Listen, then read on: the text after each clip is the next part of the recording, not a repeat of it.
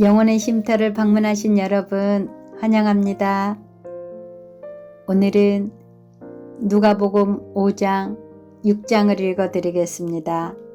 5장 사람들이 예수님께 몰려들어 하나님의 말씀을 듣고 있을 때였습니다. 예수님은 게네사렛 호숫가에 서 계셨습니다. 예수님께서 호숫가에 배 두 척이 놓여 있는 것을 보셨습니다. 어부들은 배에서 내려 그물을 씻고 있었습니다. 예수님께서 그중 하나인 시몬의 배에 오르셨습니다.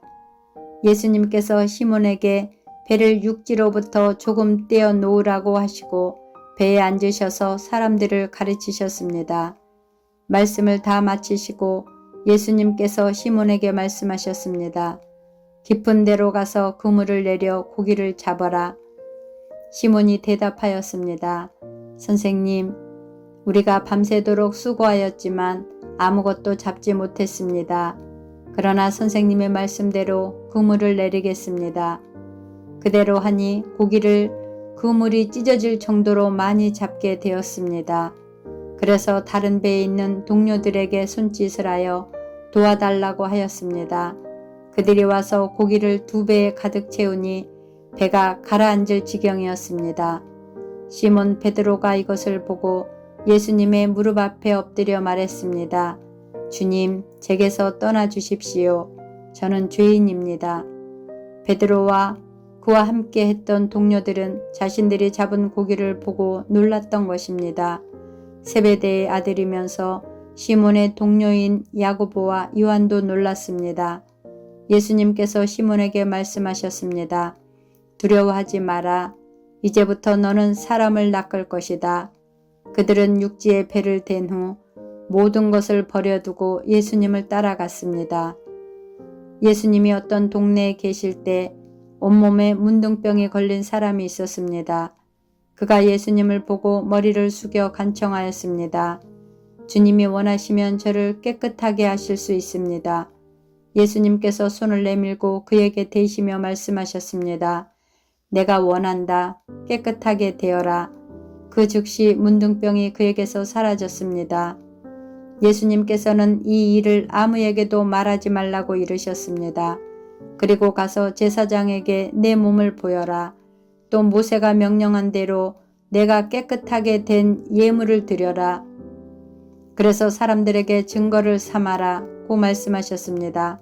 그런데도 예수님에 관한 소문은 더욱더 멀리 퍼져나갔습니다. 많은 사람들이 예수님의 말씀을 듣고 병을 고치기 위해 모여들었습니다. 그러나 예수님께서는 홀로 광야로 가셔서 기도하셨습니다. 어느 날 예수님께서 가르치고 계실 때 갈릴리와 유대의 모든 마을과 예루살렘에서 온 바리새파 사람과 율법 학자들도 거기에 앉아 있었습니다. 주님의 능력이 예수님과 함께 하셔서 사람들을 고쳤습니다. 그때 어떤 사람들이 중풍병에 걸린 사람을 침상에 눕힌 채로 데려왔습니다. 이들은 병자를 데리고 가서 예수님 앞에 보이려고 했습니다. 그러나 사람들이 너무 많아서 예수님께 데리고 갈 방법을 찾을 수가 없었습니다. 그들은 지붕 위로 올라가서 지붕을 뚫고 환자를 침상에 누인 채 예수님 앞 한가운데로 매달아 내렸습니다. 그들의 믿음을 보시고 예수님께서 환자에게 말씀하셨습니다. 친구여, 내 죄가 용서받았다. 율법 학자들과 바리새파 사람들이 속으로 생각하기 시작했습니다. 이 사람이 누구인데 하나님을 모독하는가? 하나님 외에 누가 죄를 용서할 수 있단 말인가? 예수님께서 그들의 생각을 아시고 그들에게 대답하셨습니다. 왜 마음속에 그런 생각을 하느냐? 내 죄가 용서받았다 라고 하는 것과 일어나 걸어라 고 말하는 것 중에서 어느 것이 더 쉽겠느냐? 그러나 인자가 이 세상에서 죄를 용서하는 권세를 가지고 있다는 것을 알려주려는 것이다. 예수님께서 중풍병자에게 말씀하셨습니다. 내가 말한다. 일어나 내 침상을 가지고 집으로 가거라. 그 즉시 그 사람들 앞에서 일어났습니다. 그리고 자신이 누웠던 침상을 들고 하나님께 영광을 돌리며 집으로 돌아갔습니다. 사람들이 놀라움에 사로잡혔습니다. 사람들은 하나님께 영광을 돌리고 두려워하며 말했습니다. 오늘 우리가 신기한 일을 보았다. 그 후에 예수님께서 길을 가시다가 레위라는 세리가 세관에 앉아 있는 것을 보시고 그에게 말씀하셨습니다. 나를 따르라. 레위는 모든 것을 버려두고 일어나 예수님을 따라갔습니다. 레위는 자기 집에서 예수님을 위해 큰 잔치를 베풀었습니다. 거기에는 많은 세리들과 그 밖의 사람들이 함께 음식을 먹고 있었습니다. 바리새파 사람들과 율법학자들이 예수님의 제자들을 비방하였습니다. 왜 당신들은 세리들과 죄인들과 더불어 먹고 마십니까? 예수님께서 그들에게 대답하셨습니다. 의사가 필요한 사람은 건강한 사람이 아니라 병든 사람이다. 나는 의인을 부르려고 온 것이 아니라 죄인을 불러 회개시키려고 왔다. 사람들이 예수님께 말했습니다. 요한의 제자들은 자주 금식하고 기도를 합니다. 바리새파 사람들도 이같이 합니다. 그런데 당신의 제자들은 항상 먹고 마시는군요. 예수님께서 이들에게 말씀하셨습니다. 신랑이 결혼잔치에 손님들과 함께 있는데 이들에게 금식하라고 할 수 없지 않느냐. 그러나 그들이 신랑을 빼앗길 때가 올 텐데 그때는 금식할 것이다. 예수님께서 이들에게 비유를 말씀하셨습니다. 아무도 새 옷에서 한 조각을 떼어내어 낡은 옷에 붙이지 않는다. 만일 그렇게 하면 새 옷은 찢어지고 새 옷에서 떼어낸 그 조각이 낡은 옷에 어울리지도 않을 것이다. 아무도 새 포도주를 낡은 가죽 부대에 넣지 않는다. 만일 그렇게 하면 새 포도주가 그 가죽 부대를 터뜨려서 포도주는 쏟아지고 가죽 부대도 망가질 것이다. 새 포도주는 새 가죽 부대에 넣어야 한다. 아무도 묵은 포도주를 마시고 나서 새 포도주를 원하지 않는다. 왜냐하면 묵은 포도주가 더 좋다라고 하기 때문이다. 6장 안식일에 예수님께서 밀밭 사이로 지나가셨습니다. 제자들이 밀 이삭을 잘라 손으로 비벼서 먹었습니다. 그러자 몇몇 바리새파 사람들이 말했습니다. 어찌하여 당신들은 안식일에 해서는 안 되는 일을 합니까? 예수님께서 그들에게 대답하셨습니다. 너희들은 다윗과 그 부하들이 굶주렸을 때 다윗이 한 일을 읽어보지 못했느냐? 다윗은 하나님의 집에 들어가서 제사장들 외에는 그 누구도 먹어서는 안 되는 진설병을 먹고 자기 부하들에게도 주지 않았느냐? 예수님께서 바리새파 사람에게 말했습니다. 인자는 안식일의 주인이다. 또 다른 안식일에 예수님께서 회당에 가셔서 가르치고 계셨습니다. 거기에 오른손이 오그라든 사람이 있었습니다. 율법학자들과 바리새파 사람들이 예수님께서 안식일에 사람을 고치시는지 보기 위해 살피고 있었습니다. 그들은 예수님을 고소할 거리를 찾으려고 하였습니다. 예수님께서 그들의 생각을 아시고 손이 오그라든 사람에게 말씀하셨습니다. 일어나 앞으로 나오너라. 그러자 그 사람이 일어나 앞으로 나왔습니다. 예수님께서 말씀하셨습니다. 너희에게 묻겠다. 안식일에 선한 일을 하는 것이 옳으냐? 악한 일을 하는 것이 옳으냐? 생명을 살리는 것이 옳으냐?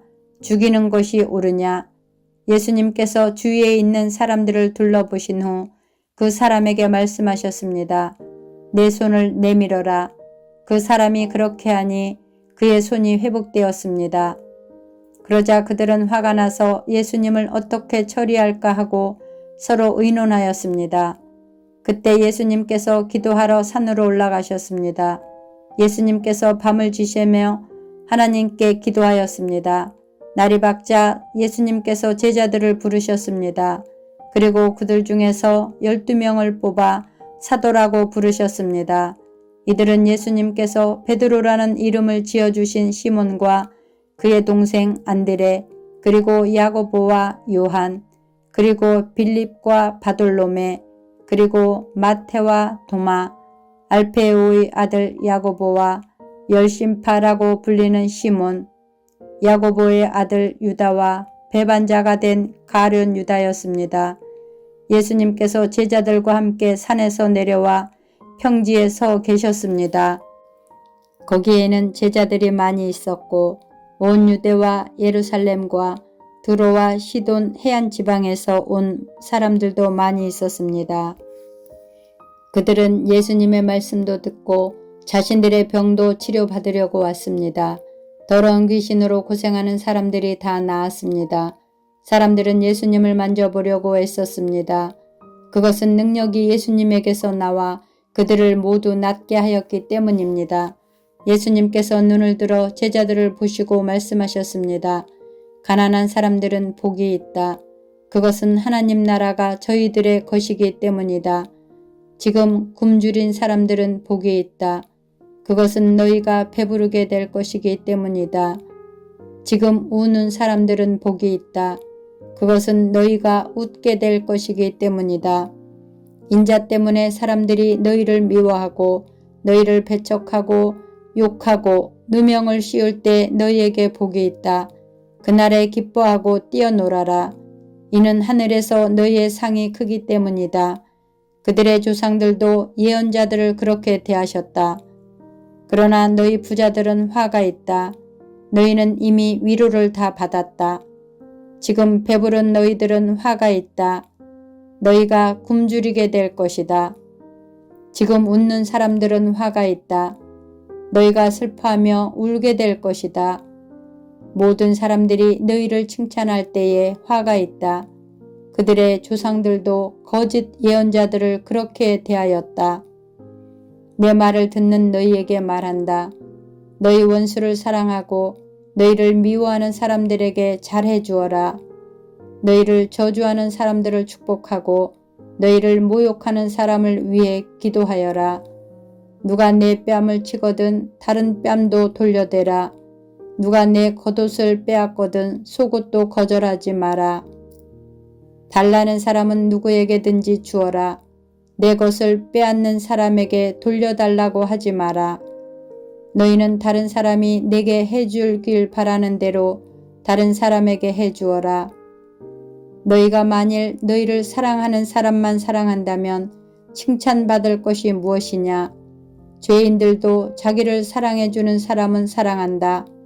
너희가 만일 너희에게 잘해주는 사람에게만 잘해준다면 칭찬받을 것이 무엇이냐?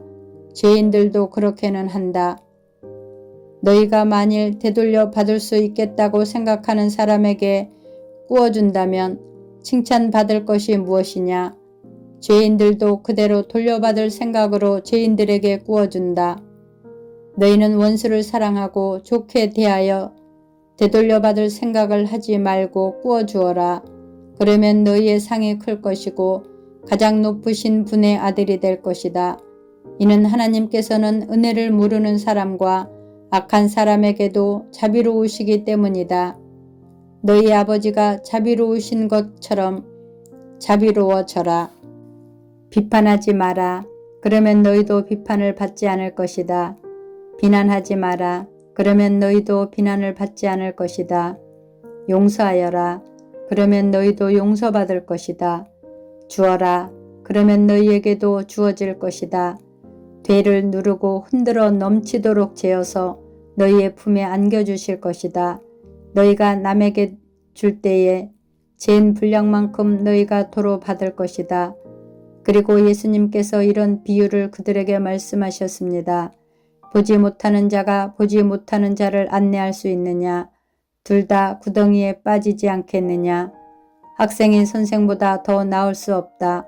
그러나 누구든지 다 배우고 나면 선생과 같아질 것이다. 어찌하여 너는 형제의 눈에 있는 작은 티는 보면서 내 속에 있는 큰 통나무는 보지 못하느냐?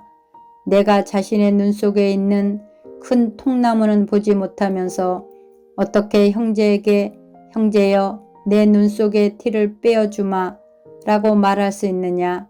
위선자여 우선 내 눈 속에 있는 통나무나 빼어라. 그런 다음에야 내 눈이 잘 보여서 형제의 눈 속에 있는 티를 뺄 수 있을 것이다. 좋은 나무가 나쁜 열매를 맺을 수 없고 또 나쁜 나무가 좋은 열매를 맺을 수 없다. 나무마다 그 열매로 안다. 가시나무에서 무화과를 얻을 수 없고 가시덤불에서 포도를 딸 수 없다. 선한 사람은 그 마음속에 선한 것을 쌓았다가 선한 것을 내고 악한 사람은 그 마음속에 악한 것을 쌓았다가 악한 것을 낸다. 왜냐하면 사람은 그의 마음속에 쌓여 있는 것을 말하기 때문이다.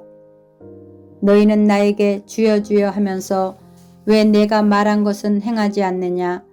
누구든지 내게 와서 내 말을 듣고 그대로 하는 사람이 어떠한 사람과 같은지 너희에게 보여주겠다.